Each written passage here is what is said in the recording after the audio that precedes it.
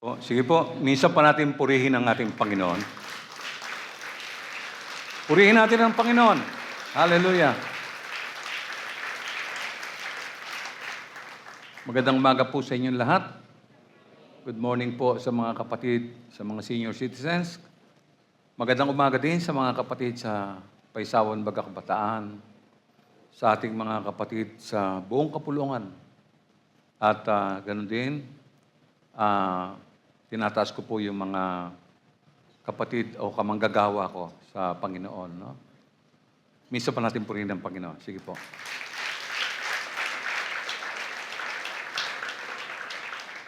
Samahan po niyo ako sa isang maikling panalangin. Ama, pinupuri ka namin, sinasamba, at itinataas sa aming kalagitnaan. Niluluwalhati ka namin sa iyong kagandahang loob, pag-ibig, kabutihan, at sa pagkakalob sa amin ng buhay. Ipinapahayag ko, Ama, mga nagagawa naming kasalanan sa iyo. Nagpapakumbaba kami at hinihingi ang iyong kapatawaran sa lahat ng pagsalangsang na hindi naging karapat dapat sa iyong banal na kalikasan. Linisin mo nga kami, O Diyos, sa oras na ito at upang kami malayang makapasok sa iyong mga salita sa aming mga puso. Samantala, pinagpapasalamat ko, Ama, ang mga pagpapala na aming tinanggap sa buong sanlinggo. Ang iyong pag-iingat, ang mabuting kalusugan at ang kaligtasan ng aming nararanasan. Salamat sa iyong gabay sa araw-araw habang inaagapayan kaming lumakad sa iyong daan. Sa aming pakikinig, mangusap ka sa aming mga puso, Ama. Lalo na sa mga kapatid na bago pa sa pananampalataya. Maunawaan-nawa nila ang mensahe at sa iyong biyaya, kumilos ang banal na Espiritu. Abutin mo nga, O Diyos, ang mga makikinig sa iyong mga salita. Sa gayon, sila man ay magmana ng buhay na walang hanggan na pinagkalob mo sa iyong mga anak.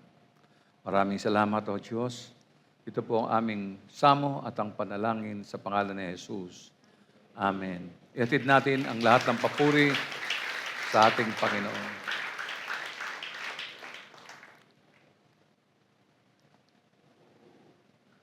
Batiin nga natin yung mga kapatid natin sa kaliwa sa kanan. Kamusta ka na, kapatid?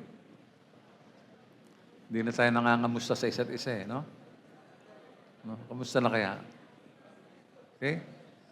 Ngayong umaga po ay aking babasahin ang isang aklat na may mahalagang mensahe na kailangan pong intindihin ng bawat nagsasabing Kristiyano. Ito po ay ang aklat ng mga kawikaan.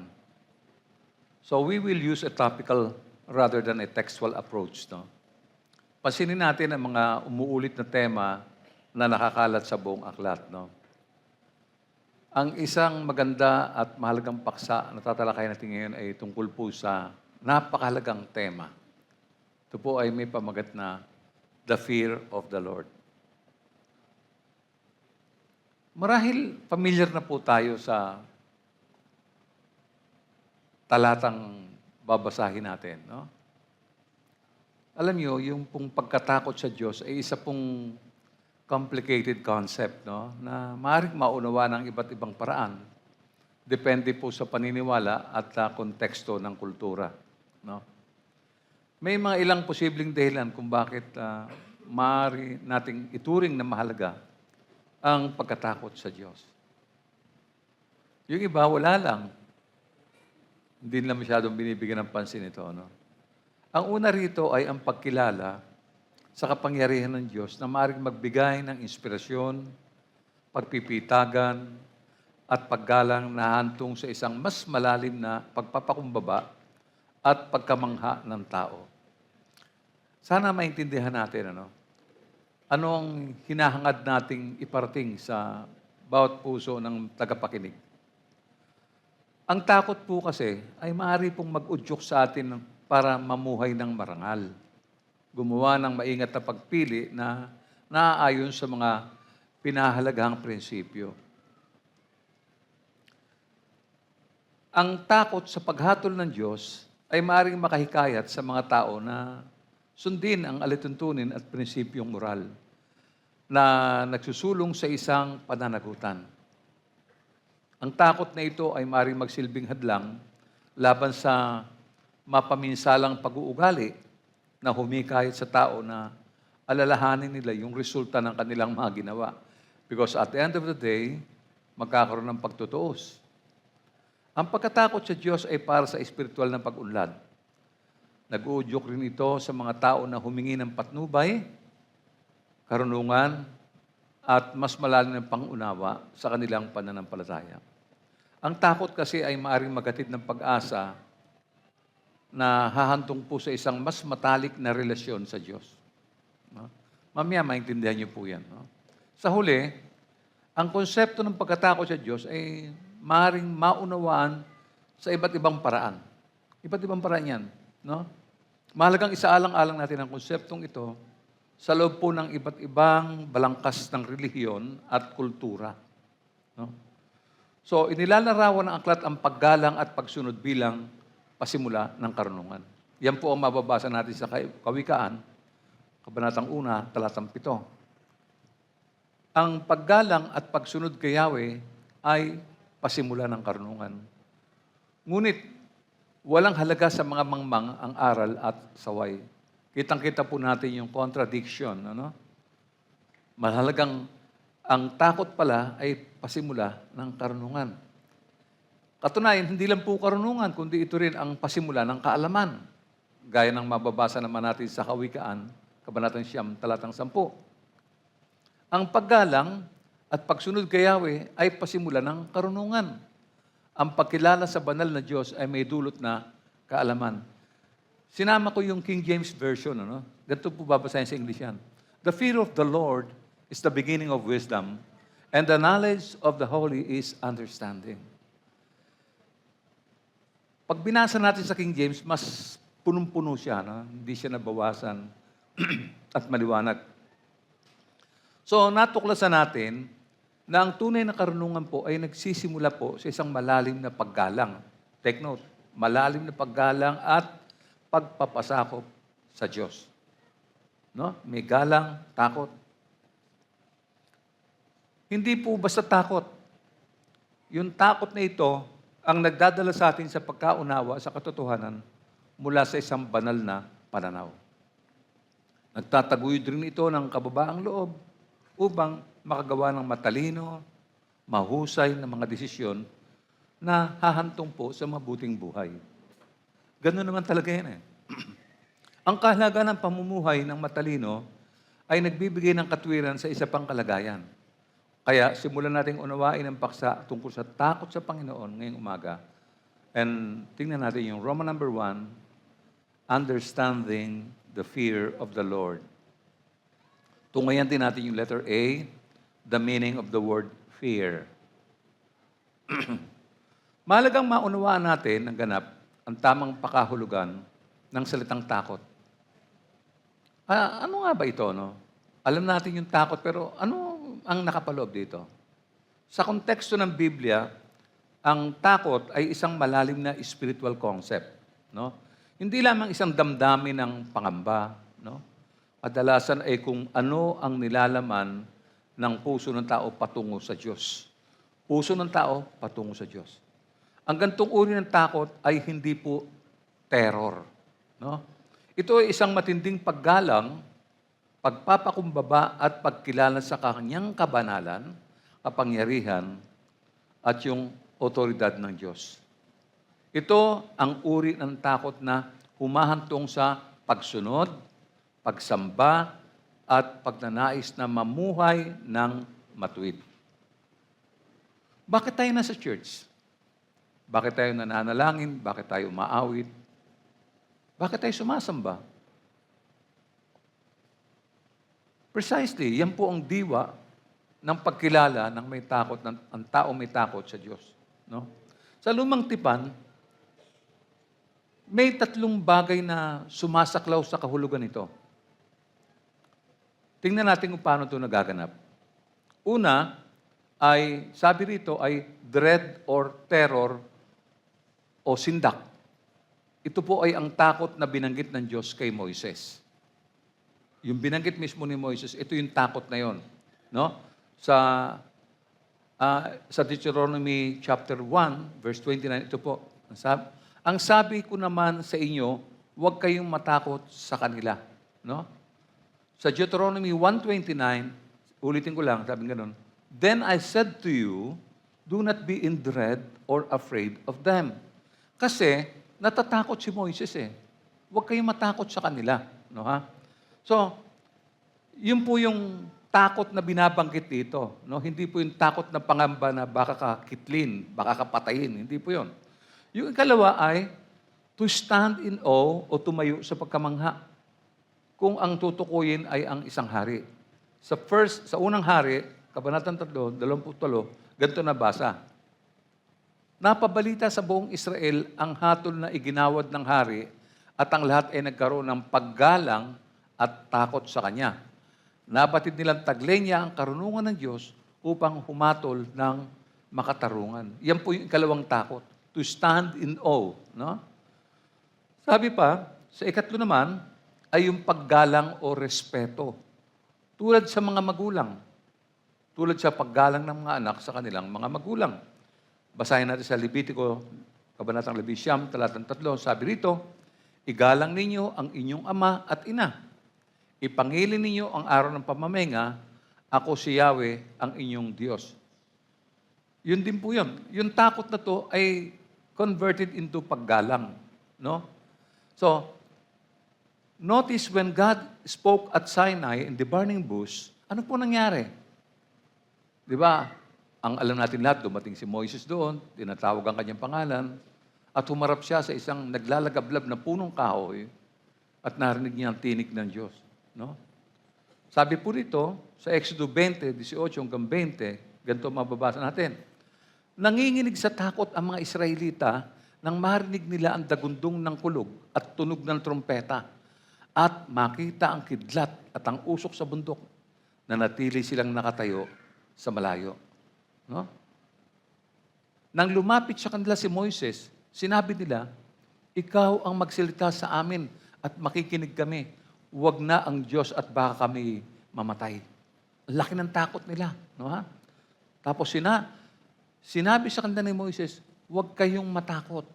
Huwag kayong matakot. Sapagkat sinusubok lang kayo ng Diyos, nais lang niyang magkaroon kayo ng takot sa Kanya sapagkat ayaw niya kayong magkasala.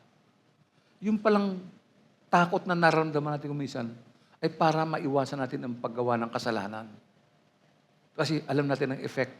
Pagka gumawa tayo ng kasalanan, yun ang dahilan, yun ang kinakatakutan natin. No? So, hinikayat ni Moises ang mga Israelita na huwag matakot sa Diyos na hindi basta pumapatay ng walang dahilan. Talagang pumapatay ang Diyos. Pumapatay po siya. Marami na siyang pinatay. Pero lahat yan ay merong dahilan. Ipinaintindi sa kanila ni Moises na ang Panginoon ay nagpahayag ng kanyang sarili sa nakakatakot na paraan upang hindi sila magkasala. Preventive. No? Sinabi rin ni Moises na dumating ang Diyos upang subukin sila, sa gayon ang pagkatakot sa Kanya ay para rin sa kapakinabangan nila, no? Upang hindi sila magkasala. So, ang tama kasing uri ng takot ay yung naghatid sa atin ng pagkamangha at paggalang. No? Ngayon, ano ngayon ang kinalaman nito sa buhay ng mga Kristiyano? Meron bang sapat na dahilan para tayo makinig at sundin ang mga aral na napapakinggan natin? Let's go to letter B. Its role in the life of the Christian. Ano po ba ang magiging kahihinat na nito? Well, number one, we are to fear God, not man. Matakot tayo sa Diyos at huwag sa tao.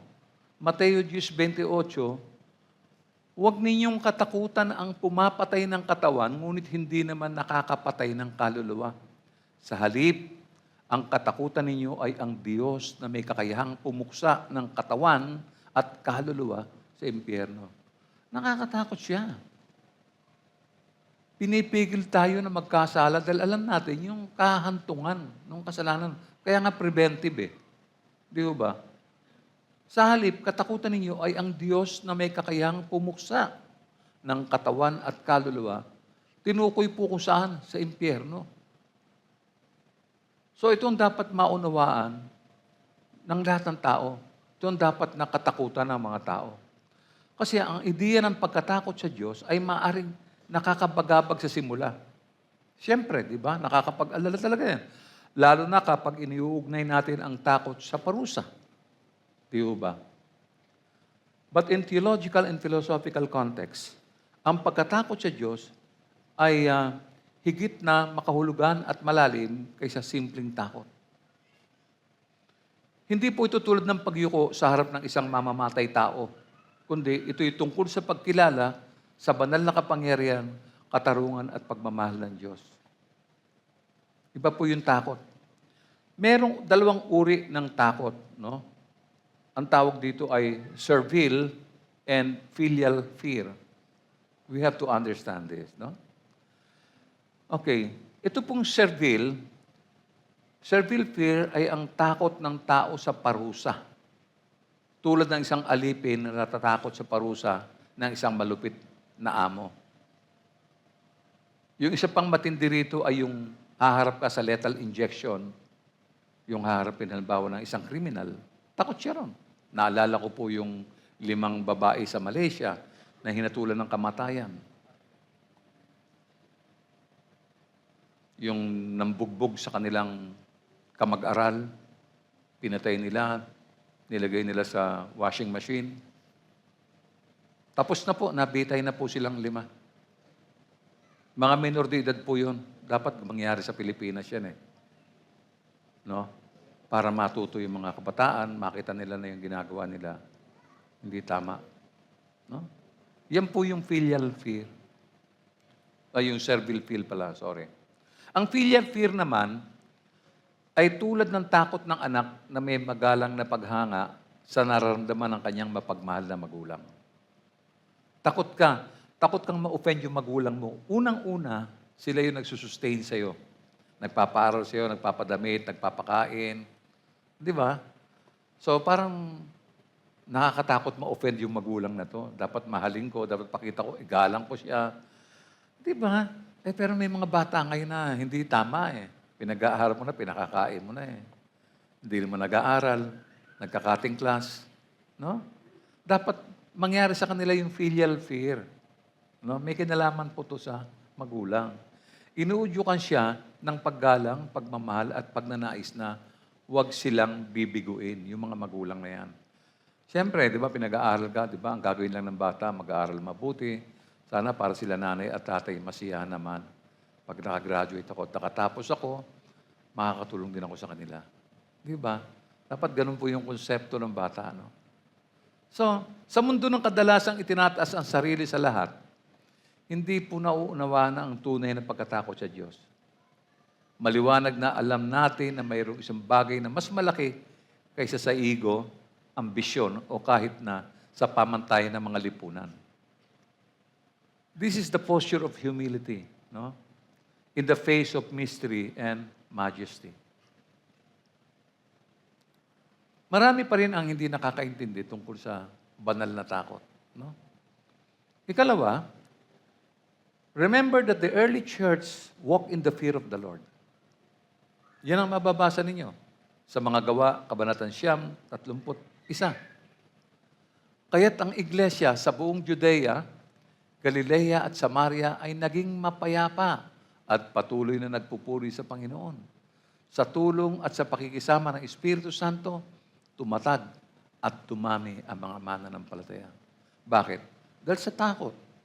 Takot nila na ma-offend ang Panginoon. Nakakapangamba po talaga yun eh. No? Kaya nga yung mga Kristiyano, kung nagkakasala, hindi tayo nakakatulog eh. Di ba? Pagka tayo ay bawa sumagot ka sa magulang mo, badabog, tsaka bastos. Paano makakatulog ang isang anak ng Diyos? Unless lumapit ka sa magulang mo, tumingin ng sorry o maghumingi ng tawad, dun lang. No? Mahalaga po ito eh. No? According to the Apostle Paul, sabi pa niya, no? We are to work out our salvation with fear and trembling. Notice those two words, fear and trembling. Takot at panginginig. Ganun ba? Kasi nakakatakot nga eh. Halimbawa, hindi ka naligtas, paano? Halimbawa, attend ka lang ng attend ng church dito, nagpupuri ka naman sa Panginoon. Sumasamba ka sa Kanya. Pero paano yun? Hindi mo napapakinggan yung mensahe ng maliwanag. Patuloy ka pa rin sa ginagawa mo, ordinaryo sa buhay mo. So, ano po ang mangyayari sa kinabukasan mo? Di ho ba? Haharap ka rito. At yung takot at panginginig na yan, kailangan talagang maranasan natin. Di ho ba? No? Sabi niya ni Apostol Paul, isagawa ninyo ang inyong sariling kaligtasan na may takot at panginginig. Alam niyo, ito po isa sa mga pinakamahalagang linya sa teolohiyang Kristiyano. No? Sa unang tingin, tila o parang salungat ito sa ideya ng kaligtasan sa pamamagitan ng biyaya or salvation by grace. Kasi i-work out mo yung salvation mo. Parang taliwas ito sa salvation by grace, di ba? No? Pero pag binuksan mo, ang nilalaman nito, it reveals a powerful call to spiritual maturity, responsibility, and reverence. Yun ang maintindihan mo. Ganun pala yun. So, kailangan natin unawang mabuti ito. Ganito po sinabi niya ni Apostle Paul sa Philippians chapter 2, verse 12. Sabi niya, kaya nga, mga minamahal ko, kung paanong lagi ninyo akong sinusunod, hindi lamang sa harapan ko, kundi higit ngayon na ako'y hindi ninyo kasama, ay isagawa ninyo ang inyong sariling kaligtasan na may takot at panginginig. Naintindihan na natin kung ano yung konseptong iyan. Ibig sabihin, kung Kristiyano ka, ayusin mo na yung lakad mo. Ayusin mo na yung lakad mo. No? At ganun yung paraan ng pag-workout. No? Wino-workout mo. Kasi hindi ibig sabihin na hindi ka ligtas kaya mo wino-workout. Ligtas ka na nga eh. Di ba? Hindi naman kaaway ng, ng salvation by grace. Hindi. So, in short, dapat isustain mo yung kaligtasan na yan. Pangalagaan mo yung kaligtasan na yan. Tama naman na dumalo ka sa church. Tama naman na manalangin ka at magbasa ng mga aklat. Tama yon. Mga bahagi yan ang tutulong sa iyo kung saan na-work out mo yung kaligtasang ipinagkaloob sa iyo ng Panginoon. Sabi niya sa wikang Ingles, wherefore, my beloved, as ye have always obeyed, not as in my presence only, but now much more in my absence. Tingnan yung liwanag. Work out your own salvation with fear and trembling. All Christians should do this. No exception. Hindi tayo pwedeng dalo lang ng dalo, kapatid. Hindi pwede yung amen ka lang ng amen sa upuan. Hindi naman pwedeng sasayaw-sayaw ka lang, aawit ka lang. Bahagi lamang yan na bunga ng kaligtasang tinanggap natin sa Diyos. Pero meron pang mas malalim dyan, itong fear and trembling. Matakot ka kasi nung kinakanta natin yung awit kanina, di ba? Yung hindi naman, yung dugo ng Panginoon, ang dahilan kung bakit tayo naligtas. Yung kanyang hirap, pasakit. Binigay niya sa atin yung kaligtasan. I-work out natin yun. Hindi pwedeng tinanggap lang natin, pinatong sa lamesa at nakalimutan na. Naalala na pagka Sunday. Working out is regular duties of a Christian. Mananalangin ka. A-attend ka na morning devotion kung wala kang ginagawa. Tambay-tambay ka lang sa bahay. Naintindihan mo yun? Ganun ang pag-workout. A-attend ka sa mga pagtitipon, sa mga panalangin ng grupo, sa care group, etc. etc. Ganun po yun. Huwag kasi nating isipin na dahil naligtas na tayo, no? Wala na tayong gagawin kundi hintayin na lamang ang pagdating ng bagong langit at ng bagong lupa. Hindi po. Matagal pa yon, no? Mawawala muna ang mundong ito, mawawala lahat. Aalisin ng Panginoon yan. Kung binabasa niyo ang aklat, may uunawaan niyo ako, di ko na kailangan paliwanag sa inyo. Yan lang ba iniintay mo? Parang iniintay mo lang Pasko. Kikilos ka, gagalaw ka. Ang sabi ng apostol, isagawa ninyo ang inyong sariling kaligtasan na may takot at panginginig. Kailangan ang pangunawa dito. No? Kapag ginawa mo ang gayon, hindi ka mawawala sa focus. Di ba? Ngayon, ang tanong paano mo ito i-work out? Okay. To work out your salvation, kailangan may, unang-una, meron kang daily reflection. Ito, ang haba-haba na ng panahon ng panawagan kong ito, even yung morning devotion. Kasi kinakain kayo ng katamaran. Ayaw niyong magbigay ng panahon sa Panginoon. Ang laking bagay ang matututunan niyo at mga aral kapag kayo ay dumadalo sa mga gawaing ito. At itong mga gawaing ito ang tutulong sa iyo para i-work out mo yung salvation mo, yung inyong daily reflection. Nag-iisip ka ba habang nagkakape ka? Kailangan mo ng spiritual discipline. Hindi. Sa work, may disiplina ka. May mga working habits ka. Kailangan mo ng panalangin, pag-aaral at paglilingkod. Di ba? You will also need moral courage. Hindi pwede yung upo-upo lang, ngiti-ngiti lang sa church. Hindi po pwedeng gano'n. Itong moral courage na to is simple, no? Choosing integrity even when it's costly. Yung tama, kahit na nag-iisa ka. Yan yung may tinatawag na moral courage. Kahit na 10 sila, mag-isa ka lang, pero tama yung tinitindigan mo. Tama yun. Ipaglaban mo yun. Huwag kang matakot. Huwag kang paduduwag. Ano pa? Ang mahalaga at madalas nawawala na para itong nawawala na sa mundo ngayon, ito pong humility. Lahat mataas Lahat mayabang. No?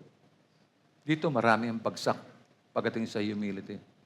So bakit po kailangan natin ito? Bakit sinasabing takot? Bakit kailangan may takot at panginginig? Para hindi po natin maliitin ang kaligtasang kaloob ng Diyos sa atin at upang magkaroon tayo ng makadiyos na takot upang malayo sa apostasiya. Alam mo, pag nawala ang takot mo sa Diyos, mamaya maintindihan niyo kung ano. Sasabihin lang natin, ako may takot ako sa Diyos. Totoo, may takot ka sa Diyos. Mamaya malalaman natin kung may takot ka nga sa Diyos. No? Bakit po? Sapagkat ayon po sa aklat ng Hebreo, sa 10:26 hanggang 27, tingnan niyo, matapos nating malaman at tanggapin ang katotohanan at magpatuloy pa tayo sa pagkakasala, wala nang handog na maiaalay para sa ikapagpapatawad ng ating mga kasalanan.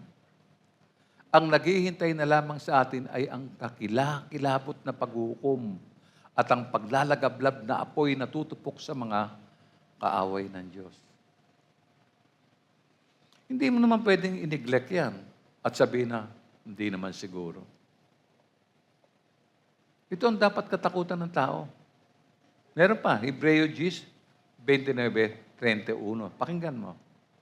Gaano kabigat sa akala ninyo ang parusang nararapat sa taong humahamak sa anak ng Diyos, lumapastangan sa dugong nagpatibay sa tipan at nagpabanal sa Kanya, at humamak sa mahabaging Espiritu.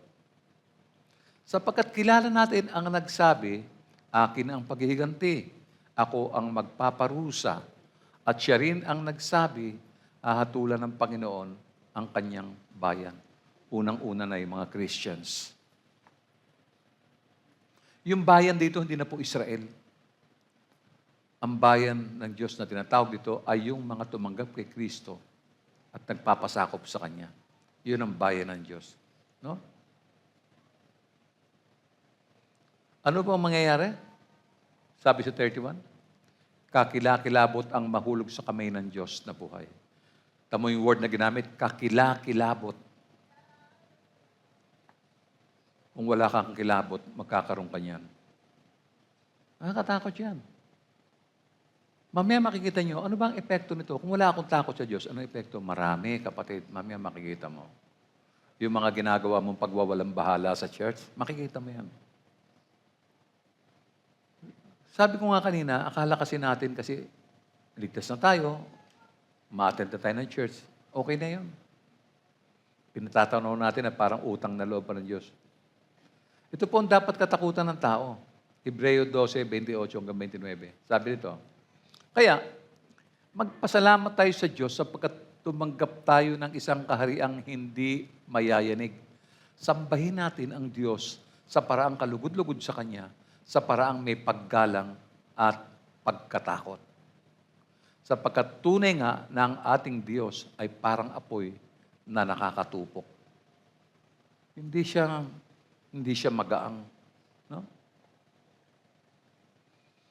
So, ang pagkatakot sa Panginoon ay ipinakita sa pamamagitan ng magalang na pagpapasakop sa kanyang kalooban.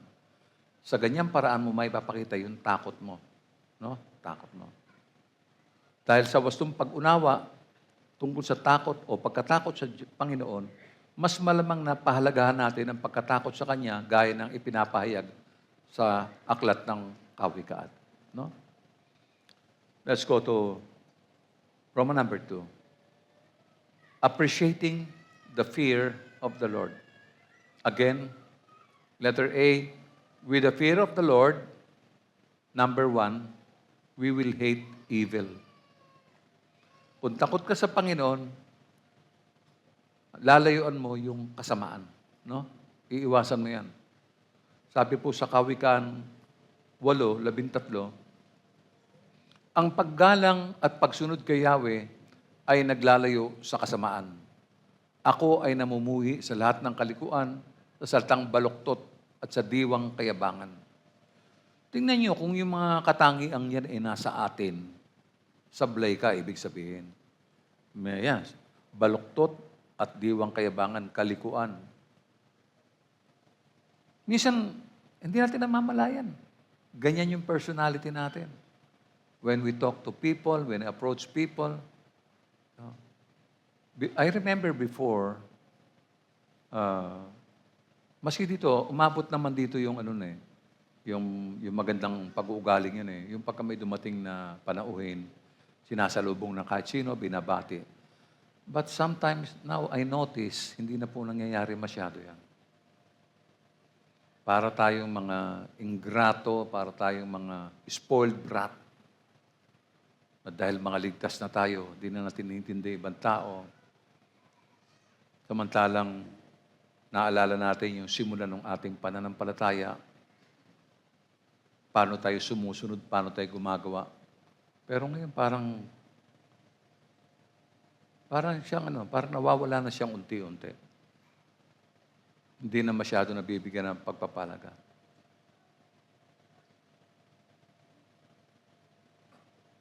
With the fear of the Lord, we will prolong life. Masahaba ang buhay mo. Sabi po, sa Kawikaan 10:27, ang paggalang at pagsunod kay Yahweh ay nagpapahaba ng buhay. Ngunit ang mga araw ng masama ay di magtatagal. So alam mo na kung alin yung masama, saan bahagi ito, asan yung mabuti, alam mo kung saan ka lulugar. No? With the fear of the Lord, we have a strong confidence and a fountain of life. Lahat po yan ay biblical Lahat po yan ay scriptural. No? Kawikaan 14, 26 hanggang 27. Ang sabi ganito, ang paggalang at pagsunod kay Yahweh, dulot ay kapayapaan. May hatid na katatagan sa buong sambahayan. Ang paggalang at pagsunod kay Yahweh ay bukal ng buhay. At ang taong mayroon nito ay malayo sa bitag ng kamatayan. It prolongs the life of a person. Maaring kaya pahabain ng Diyos ang buhay mo para maging maganda kang example. Para magamit ka ng Diyos sa kanyang ubasan. Kaya pinapahaba ang buhay. Otherwise, hahaba lang ang buhay mo para Para uminom, para maglakwatsa, para tumambay, para makipag-usap sa tao nang wala namang ebanghelyo. Saan mo dadalhin yan? Di ba? Kaya kung mahaba ang buhay ng tao, unang-una, hindi na siya gagawa doon sa mga bagay na dati niyang ginagawa. Lalayaan niya na yon. Even our closest friends, di ho ba? Ako nga, natuklasan ko lang po na wala pala akong kaibigan nung makulong ako. Yung mga dating mga nakadikit sa'yo araw-araw, akala mo mahal ka nila. Pagka wala sila, hinahanap mo sila. Pero nung makulong ako, wala ako nakita kahit siya wala man nang dumalaw. Nung lumaya na ako, wala na nagpakita sa akin, nahihiya siguro. Ahaba ang buhay mo dahil alam mo na yung linya na dadaanan mo. Alam mo na yan. Masipag ka sa mga gawain ng church. Lalo nga kung may mga prayer meeting. Hindi ka sasablay dyan kasi yun ang kailangan mo eh. Di ba? Pero bakit yung iba parang binabaliwala yun? Parang hindi mahalaga sa kanila yun. Kahit na nga paalalahanin mo na maraming beses eh. Ewan ko. Pero yung mga ganyang attitude, walang masyadong mamanahin yan. Walang masyadong pakinabang yan. Ano pa? With the fear of the Lord, no, we will be prompted to depart from evil. Tatakasan mo yan, yung kasamaan. Iiwasan mo yan. Kung dati kang nagbababad dyan, iiwas ka na dyan. Lalayo ka sa kasamaan. Sabi po sa Kawikain 16:6, katapatan kay Yahweh, bunga ay kapatawaran. At sa Kanya'y gumagalang at sumusunod malayo sa kasamaan. Mga kapatid, meron pong guidance. No? Isa lang yun eh. Kung takot ka sa Panginoon, kung tapat ka sa Panginoon, alam mo ang kapangyarihan ng Diyos, alam mo na yan, may guide ka na. Hindi ka na darating niya sa dulo na yan. Hindi ka na pupunta riyan. No? Ano pa? We will enjoy honor, riches, and life. Lahat yan, sabi ko na, ay biblical at talagang nasa Biblia po yan. Kagaya nitong nasa Kawikaan 22:4. Ano sabi rito? Ang paggalang at pagsunod kay Yahweh at ang kapakumbabaan ay nagbubunga ng yaman, buhay at karangalan. Imagine that. Honor. Riches, life.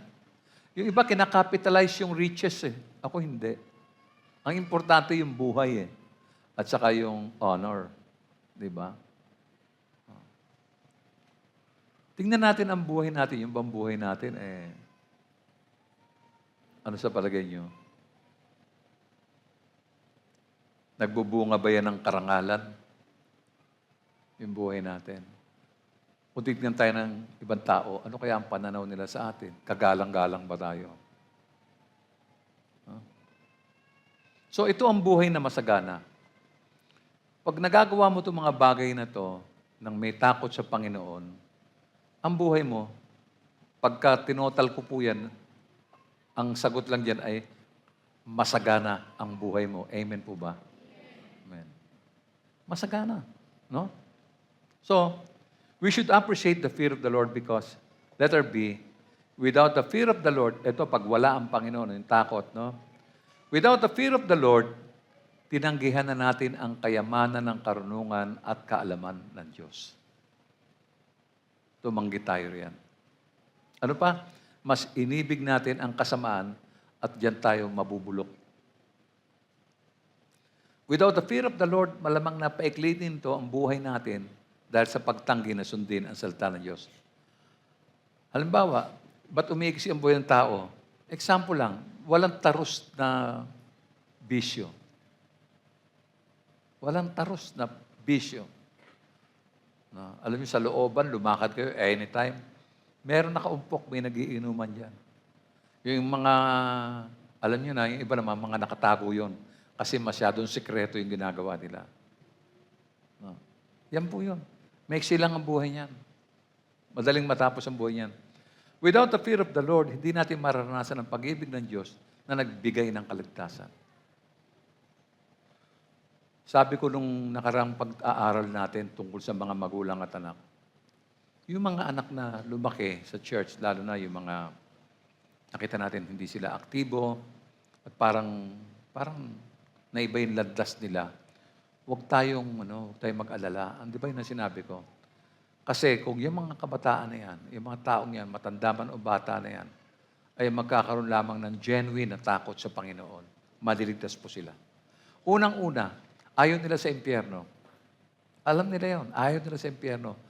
Dalawa lang pagpipilian mo kasi. Either sa piling ng Diyos o sa piling ng Satanas. You choose. At kailangan makita niyan totoo yon. Kailangan maintindihan niya na yun ang kahantungan niya. Papiliin mo. Mamili ka. Gusto mo makapiling ang Panginoon forever? O gusto mo magdusa sa piling ng Diablo? May pag-asa. Mamimili lang siya. Kung sisibol sa puso niya yung pagkatakot sa Panginoon, maliligtas siya. Sigurado po yun. So ano pa? Without the fear of the Lord, hindi po tayo dadalhin sa pagsisisi para bumaling sa Diyos. Patay kasi. Wala kang takot eh. No? Yung takot kasi, gumawa ka ng kasalanan, di ba? Gumawa ka ng kasalanan. Kaagad gusto mo lumapit sa Panginoon para humingi ng sorry o hingi ka ng tawad. Amen? Tama po ba? Kasi may takot ka eh. Unang-una, ayaw mo masaktan ang Panginoon. Ayaw mo masaktan ang damdamin ng Panginoon. No? Ayaw mo ma-offend siya. No? So, kung wala kang takot sa Panginoon, hindi mo isasagawa ang sarili mong kaligtasan, no? Na may takot at panginginig. Nakita niyo? Ang laki ng effect ng fear of the Lord sa buhay natin lahat. No? So, ito ba ang gusto natin? Na malayo tayo sa Panginoon? Nakakatakot po yan. No? Ang pagkatakot sa Panginoon ay naghahangad ng katangian po na magpapaunlad sa ating buhay. At dahil ito ay makakabuti sa atin, may ilang pang mga suggestions. No, ha? Roman number 3, ito po yun. Developing the fear of the Lord. Paano natin di-develop yan? Ito maganda, nakikinig kayong mabuti, naintindihan niyo ang pinag-uusapan natin. Paano? Paano madidevelop ang pagkatakot natin sa Panginoon? Well, unang-una, letter A, through the Word of God. Wala pong ibang magbabago sa atin kundi ang salita ng Panginoon. Paano po? Ang pananampalataya ay bunga ng pakikinig sa salita ng Diyos. Romans 10:17. Wala pong ibang sekreto. Basahin natin to. Kaya't ang pananampalataya ay bunga ng pakikinig. At ang pakikinig naman ay bunga ng pangangaral tungkol kay Kristo. Diyan madidevelop yung takot mo. Maintindihan mo ngayon na, ay, naku, saliwa yung ginagawa ko sa sinasabi ng salita ng Panginoon. Malayo ito. Nakita nyo na? Dahil binasa mo sa aklat, naliwanagan ka, nakita mo na, ay, galit pala ang Diyos sa gano'n, no? Now, the same can be said for the fear of the Lord sa Deuteronomy chapter 31, 11 to 13. Sabi rito, basahin ninyo ang kautusang ito sa harap ng buong Israel sa lugar na pipili ni Yahweh upang do'y sambahin siya. Noon pa to, Deuteronomy po ito. Basahin daw, no? Balik mo nga. Basahin daw ang kautusang ito sa harap ng buong Israel. Tinawag yung mga mamamayan, humarap sila, no? Sa lugar na pinili ni Yahweh para kung saan siya sasambahin. Sumunod, tipunin ninyong lahat ang mga lalaki, babae, bata, pati ang mga dayuhang kasama ninyo upang marinig nila ang kautusang ito. Sa ganoon, matututo silang matakot sa Diyos ninyong si Yahweh at sumunod sa kanyang mga utos. Pati ang inyong mga anak na hindi pa nakakaalam nito ay magkakaroon ng takot kay Yahweh habang sila'y nabubuhay sa lupaing titirahan ninyo sa ibayo ng Jordan. Sa panahon natin, hindi na tayo titipunin ng Diyos dito. Nagsalita na po siya. At ang salita ay nasa aklat ng Biblia na kung babasahin ng ordinaryong tao, maiintindihan talaga niya kung siya'y nananabik na makakilala sa tunay na Diyos. And for Christians, it's so easy. Available na po lahat ng kailangan nating materials. The Bible, andyan yung online, andyan ang kung ano-ano. Hindi pwede yung upulan tayo ng upo, amen ang amen. Hindi po. Matakot tayo. Hindi maliit na bagay yung ginawa ng ating Panginoong Jesucristo, mga kapatid. Hindi po. Pagka dinidescribe ko sa mga bagong kausap ko yung ginawang pagpapahirap sa Panginoon, hindi ko maiwasang maluha. Daman-dama ko, nakikita ko kung paano siya pinarusahan. Dahil sa atin. Dahil gusto niyang agawin tayo sa kamay ng kaaway. Dahil gusto niyang mapaganda ang buhay natin. Dahil ang gusto niya ay maging maayos ang kinabukasan natin. Hindi tayo makakaranas ng hirap matapos nating manirahan sa pansamantalang daigdig na ito. Kailangan maging malinaw ang pananaw natin, ang pag-iisip natin. Sila, ang mga Israelita, kailangan sila magtipon every 7 years upang basahin at pakinggan ang salita. Tayo, we have daily devotion. Sila once every 7 years lang. Ano yun? Tayo, regularly, meron tayong morning devotion. Diba? Tamad tayo. Yung mga bagay na ikauunlad natin, ang kinakatamaran natin. Paano? Bakit pagkatrabaho? Ba't ang aga-aga natin? Kahit umuulan, kahit baha, lumulusong tayo. Dahil sa pera. Yung pera, mas mataas pa sa kaligtasang ipinagkaloob ng Panginoon sa atin. Naintindihan niyo po ba yun?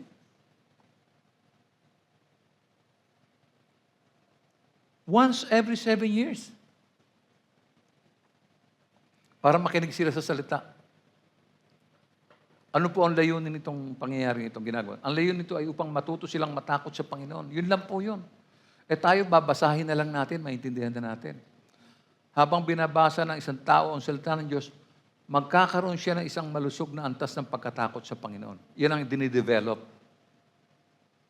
Iiwasan mo ngayon itong ayaw ng Diyos. Ito ayaw ni Lord ito. Iiwas ako dyan. Di ba? Halimbawa, ang mabuti sa alang-alang natin ng mga salita ni Apostol Pablo sa Roma 2, 4 hanggang 11. Mahaba po to. Basahin natin. O baka naman gusto mo pang hamakin ang Diyos dahil siya ay napakabait, mapagpigil, at mapagpaumanhin. Hindi mo ba alam na napakabuti ng Diyos kaya binibigyan kanya ng pagkakataong magsisi at tumalikod sa kasalanan? Ngunit sa katigasan ng iyong ulo at di pagsisisi, lalo mong pinabibigat o lalo mong pinapabigat ang parusang igagawad sa iyo sa araw na yon kung kailan ihahayag ang puot at makatwirang paghatol ng Diyos. Sapagkat igagawad niya sa lahat ng tao ang naaayon sa kanilang mga ginawa. Bibigyan niya ng buhay na walang hanggan ang mga taong patuloy na gumagawa ng mabuti, naghahangad ng karangalan, kadakilaan at kawalang kamatayan. Ngunit matinding galit at puot ang sasapitin ng mga taong makasarili at ayaw sumunod sa katotohanan, kundi sa kasamaan. Paghihirap at kapigatian ang daranasin ng bawat gumagawa ng masama. Una ang mga Hudyo at gayon din ang mga Griego. Ngunit karangalan, kapurihan at kapayapaan naman ang tatamuhin ng bawat gumagawa ng mabuti. Una ang mga Hudyo at gayon din ang mga Griego. Sapagkat walang itinatangi ang Diyos. Lahat ng babala na dapat ipangamba ng tao, nandiyan na. Nilinaw na kung ano yung kasasapitan ng tao. So if you read your Bible, you will be enlightened. Kaya lagi natin sinasabi, manalangin, magbasa, at mangaral. Kasi napapractice mo lahat yan. Hindi ka mawawala, hindi ka matitibag. Simple lang yan eh. Hindi mo pwedeng iwasan yung prayer. Kailangan mo yung prayer. Hindi mo pwedeng iwasan yung salita ng Panginoon kasi yan yung guideline mo eh. Yan yung magtutuwid sa landas mo eh. Di ba? Mamaya maintindihan pa nyo na mas malalim kung ano pang nais kong sabihin. Kaya nakakatakot eh. O tingnan at basahin naman natin ang sinasabi ni Apostol Pedro tungkol naman dito ha. Sa 2 Pedro, Kabanatang 3, 7 hanggang 14. Basahin natin. Sa pamamagitan din ng salitang iyon ay nananatili ang mga langit at ang lupa upang tupukin sa apoy pagdating ng araw ng paghuhukom at pagpaparusa sa masasama. Mga minamahal, huwag ninyong kalilimutan na sa Panginoon, ang isang araw ay tulad ng 1,000 taon. At ang 1,000 taon ay tulad ng isang araw lamang. Ang Panginoon ay hindi nagpapabaya sa kanyang pangako, gaya ng inaakala ng ilan. Hindi pa niya tinutupad ang pangakong iyon alang-alang sa inyo. Binibigyan pa niya ng pagkakataon Ang lahat upang makapagsisi at tumalikod sa kasalanan sapagkat hindi niya nais na may mapahamak. Ang linaw, no? Ayaw niyang may mapapahamak eh. Ngunit ang araw ng Panginoon ay darating tulad ng isang magnanakaw. Sa araw na yon, ang kalangitan ay biglang mawawala kasabay ng isang malakas na ugong. Matutupok ang araw, buwan at mga bituin. Ang mundo at ang lahat ng mga bagay na narito ay mawawala. Kasi magkakaroon ng bagong langit at saka bagong lupa. Naintindihan niyo yun? At dahil ganito ang magiging wakas ng lahat ng bagay, mamuhay kayo ng may kabanalan at sikapin ninyo maging makadiyos. Habang hinihintay ninyo ang araw ng Diyos, magsikap kayong mabuti upang madaling dumating ang araw na ang kalangitan ay matutupok at ang mga bagay na naroon ay matutunaw sa matinding init. Naghihintay tayo ng bagong langit at bagong lupa na paghaharian ng katwiran sapagkat ganoon ang kanyang pangako. Kaya nga, mga minamahal, habang naghihintay kayo, sikapin ninyong mamuhay ng mapayapa, walang dungis at walang kapintasan. It's all there. Gamitin natin yung Bible, yung salita ng Diyos upang maisapuso ang wastong paggalang at pagkatakot sa Diyos. Kasi yan yung avoidance, yan yung para maiwasan mo, no? Na mahulog ka sa burak. No? Let's go to letter B. Properly used to maintain balance. Okay? At upang maiwasan natin naman ang maging extreme, basahin natin lagi ang salita ng Diyos, seryoso. No? Seryoso. Yung morning devotion natin dito, every Sunday, napansin ko, may mga talagang maalab at masipag na dumadalos. Meron naman talaga parang nagpapalate. Tingin nila parang hindi naman kailangan yun kasi may preaching naman eh. Hindi po, kailangan pa rin po yun. Yan po yung maghahatid ng appetite natin para tayo ay makapakinig na mabuti sa salita ng Panginoon. Na-arouse yung ating mga ang tawag nito, yung mga pakiramdam natin. So, para maiwasan yung pagiging extreme, no? Yung ilan po, binabasa ang tungkol sa habag at pag-ibig ng Diyos, pero wala namang takot sa Panginoon. So, when they read the Bible, parang straightforward, binabasa nila, akala mo, alam na alam nila pagbabasa, pero hindi nila natatama yung binabasa nila. Ang iba naman, nagbabasa naman tungkol sa paghatol na gagawin ng Diyos. Nasatakot din sila, pero walang alam tungkol sa mapagmahal na kalikasan ng Diyos. Ang alam lang na takot sila sa Diyos. Pero hindi nila alam na ang Diyos mapagmahal, kaibig-ibig, at mapagbigay. Hindi natin alam yung kalikasan ng Diyos. Marami sa atin, hindi alam din. Yung ilan naman, merong, tinitrace ko nga itong merong psychosis fear. No? Kasi sila yung mga emotional, masyadong emotion. No? Meron silang severe mental condition. Napakataas ng emosyon. Alam mo, puro emosyon lagi. No? Hindi rin po, extreme po yan. Kaya nakakalimutan nila na ang Diyos ay puspos ng biyaya at tabag. Kaya sa kanila, puro emosyon lang. No? Kaya ang tawag ko po dyan severe mental condition. No? Yung mga talatang binasa natin, kanina pa, ay nag-aalok ng biyaya at pagpapatawad ng Diyos. Nag-aalok ng biyaya at pagpapatawad ng Diyos. Doon sa mga magsisisi. No? Kaya nga, ang sabi ni Apostol Pedro o ni Apostol Pablo sa Roma 2, 4 hanggang, ulitin ko, 4 to 11, basahin natin. O baka naman gusto mo pang hamakin ng Diyos dahil siya ay napakabait, mapagpigil at mapagpaumanhin. Hindi mo ba alam na napakabuti ng Diyos kaya binigyan kanya ng pagkakataong magsisi at tumalikod sa kasalanan? Balikan mo nga yun. Gusto kong tanongin ng church, hindi niyo ba alam na napakabuti ng Diyos? Hindi niyo po alam na napakabuti ng Diyos? Hindi mo ba alam na napakabuti ng Diyos kaya binigyan kanya ng pagkakataong magsisi at tumalikod sa kasalanan? Sino po nakakaintindi nun? Pinapaliwanag pong mabuti ni Apostol Pablo sa Iglesia ng Roma, pinapaunawa niya sa mga tao roon na dapat mag-isip. Katulad natin, dapat mag-isip. Ano pa ang sabi? Ngunit sa katigasan ng iyong ulo at di pagsisisi, lalo mong pinapabigat ang parusang gagawad sa iyo sa araw na yon, kung kailan ihahayag ang puot at makatwirang paghatol ng Diyos. Yan ang kasasapitan. Sapagkat igagawad niya sa lahat ng tao ang naayon sa kanilang mga ginawa. Bibigyan niya ng buhay na walang hanggan ang mga taong patuloy na gumagawa ng mabuti, naghahangad ng karangalan, kadakilaan at kawalang kamatayan. Ngunit matinding galit at puot ang sasapitin ng mga taong makasarili at ayaw sumunod sa katotohanan kundi sa kasamaan. Paghihirap at kabigatian ang daranasin ng bawat gumagawa ng masama. Una ng mga Hudyo at gayon din ng mga Griego. Ngunit karangalan, kapurihan at kapayapaan naman ang tatamuhin ng bawat gumagawa ng mabuti, una ang mga Hudyo at gayon din ng mga Griego, sapagkat walang itinatangi ang Diyos. Wala ka namang sisisihin pagdating na oras, kundi sarili mo. Kasi, ang dami naman kasing aral sa church, di ako nakikinig eh. O kaya, nakikinig naman ako pero di ko naman kasi ginagawa.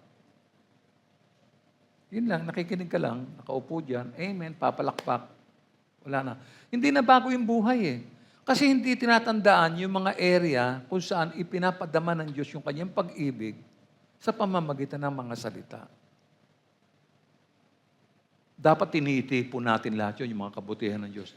Inaalala natin yon para ito po yung pipigil sa atin para makagawa tayo ng hindi mabuti. Yung salitang ito ang magpapaalala sa atin kung paano tayo dapat mamuhay. No? Maliwanag po yung mga talata, kaya kailangan talagang mag-ingat kung paano tayo namumuhay. Gamitin din natin ang salita ng Diyos. Gamitin natin ito habang may panahon pa.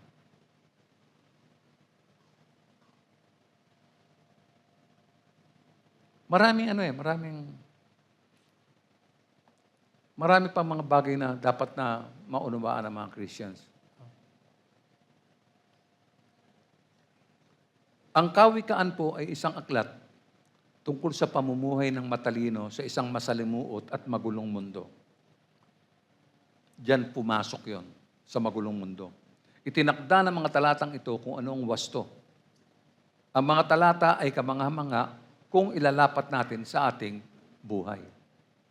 Iminumungkahi rin ng mga talata na ang karunungan ay hindi lamang tungkol sa pagkaalam ng mga katotohanan, kundi tungkol sa buhay na mas mahalaga. Kaya dapat maging mas matalino tayo. Sa akin pong pagtatapos, magkakaroon tayo ng takot sa Panginoon sapagkat ang pagkatakot sa Panginoon ay simula ng karunungan. Kapag wala tayong takot sa Diyos, wala tayong pagkukunan ng karunungan. Empty. Huwag tayong magtaka kung bakit nangyayari ang mga bagay na karumad-dumal na nagaganap sa ating kapaligiran ngayon. Pakinggan niyo ito. Ang walang takot sa Diyos ay papatay ng kapwa-tao. Walang takot sa Panginoon, papatay ng kapwa-tao. Manggagahasa, magnanakaw, makikiapid, manghahalay, malaswa, may puot, sakim, at naglalasing. Yan po yung walang takot sa Panginoon.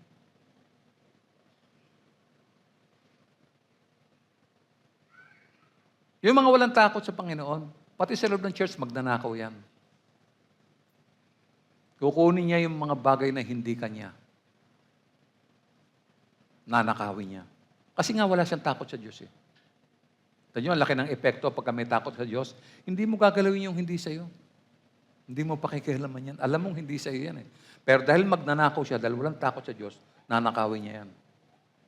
Kukunin niya yan.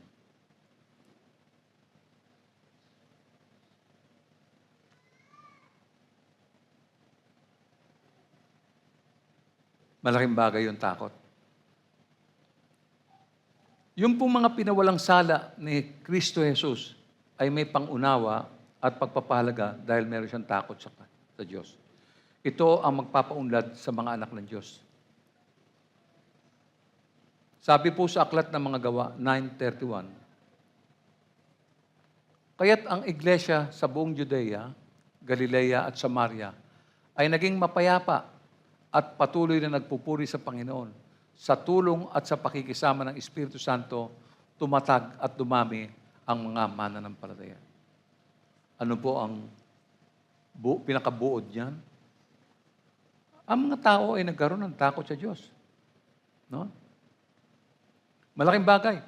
Kaya yung mga anak na walang atensyon sa gawain ng church, pakinggan nyo yung mga anak, mga pinalaki nyo mga anak, na walang init, walang alab, wala hong takot sa Diyos yan. Bukang bibig lang po nila yan, pero ang totoo hindi sila takot sa Diyos. At mapapahamak talaga sila. I tell you, sinabi ng Panginoon yan, mapapahamak sila. No? Hindi po curse yan. Basahin niyo ang aklat, maintindihan niyo. Binibigyan kayo, kaya pala hindi pa matapos-tapos tong mundo na to, hinihintay ng Diyos eh. Kasi kailangan magsisi ang mga tao eh. Kailangan magpakumbaba ang mga tao. Dahil kung papalitan ng Diyos ngayon ng bagong langit at bagong lupa, ay paano ito mga hindi talaga natakot sa Panginoon? Mapapahamak lahat sila. Kaya pending yung pagdating ng Panginoon. Yung mga nag-aakalang relihiyoso sila, dahil nandito sila sa church, sorry po. You need to accept this bad news for you. No? Wala kayong puwang sa langit. Hindi nyo makikita ang Panginoon dahil nandito na kayo, hindi pa nyo inaayos ang buhay nyo. Ayaw nyo sumunod. Sinasabi ng Bible, work out your own salvation. You have to do that. Tignan nyo? Sana magising ang iglesia. No? Sana huwag masayang ang panahong inukol natin sa iglesia. Pagpalain tayo ng Panginoon at purihin natin ang Panginoong Diyos.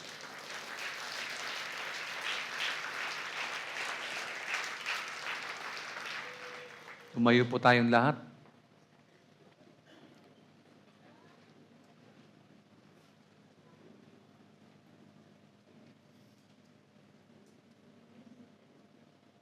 Ama, salamat po sa iyong pagsubaybay sa umagang ito sa aming lahat. Nagagalak po ang aking puso, Lord, na ang biyaya mo ay hindi natatapos. Patuloy na inaabot yaong mga tao na matitigas ang puso. Mga tao na walang pakiramdam sa Ebanghelyo. Mga taong tumadalo lamang, ngunit kulang, kundi man ay walang takot sa iyo.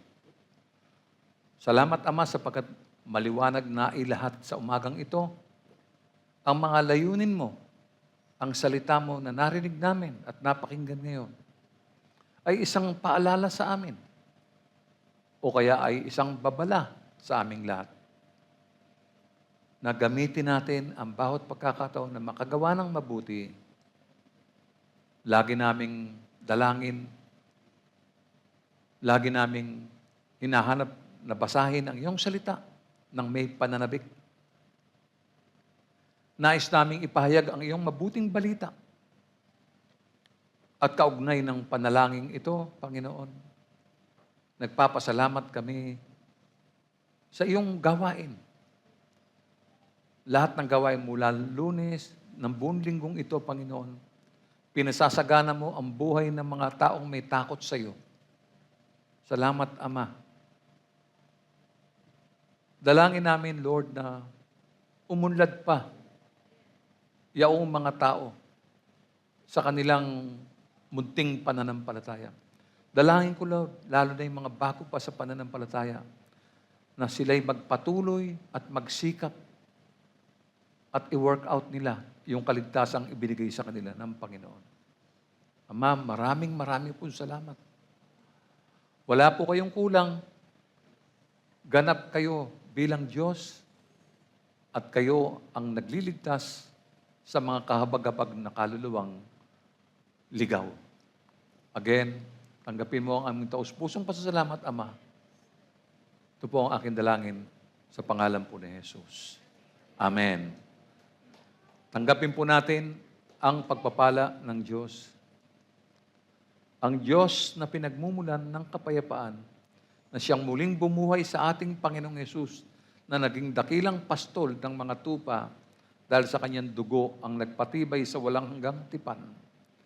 Naway pagkaloob niya sa inyo ang lahat ng kailangan ninyo upang maisagawa ang kanyang kalooban at sa pamamagitan ni Jesucristo ay gawin niya sa atin ang nakalulugod sa Kanya. Papurihan nawa natin si Kristo magpakailanman at ang lahat ng pinagpala ay magsabi ng Amen. Magbatian ang bawat isa.